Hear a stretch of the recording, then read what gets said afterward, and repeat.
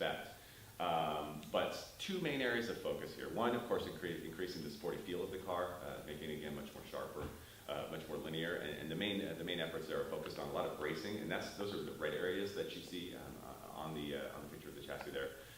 Again, adding strength in critical areas for that torsional rigidity, which ultimately went up about 12%, which is a big increase for a mid-cycle change.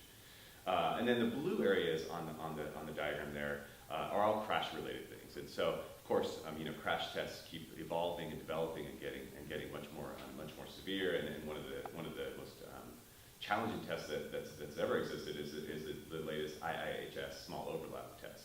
And so a lot of the blue areas there are a combination of thicker metal, strengthened metal, and then around the door ring area there is our latest hot stamping technology, where it brings together multiple materials and adds additional strength, something that we actually talked about first with MDX, and then TLX added it, and we're adding it here as well. And altogether, these things make a much stiffer and stronger body. Pretty comprehensive suspension and steering changes too, along the same themes. So a lot of effort to strengthen things like thicker materials in the parts of the subframe, a thicker stabilizer bar from 14 to 15 millimeters in the rear, and then a lot of software control changes to the steering. One of the things that we certainly heard from some of our customers, or maybe some of you as well, is that some of the steering in the original one was a little bit light and maybe lacked feel a little bit, and so the steering logic is a lot better and provides a much more linear kind of experience.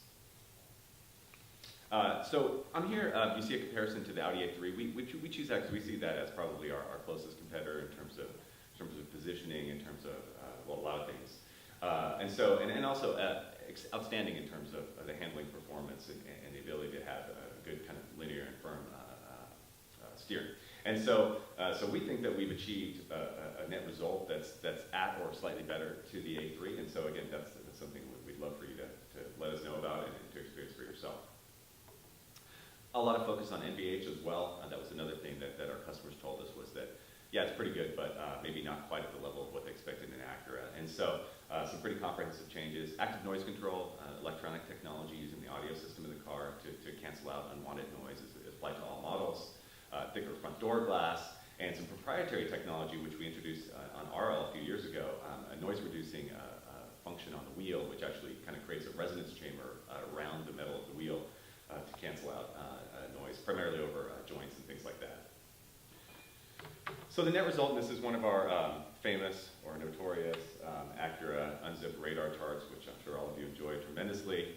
But the reason we show this is to kind of show you how we sort of see the performance improvements across the boards. Of course, the most obvious increases in acceleration performance, where it's a pretty dramatic change, but really comprehensive and incremental changes through all the key areas: handling, ride, and vehicle braking.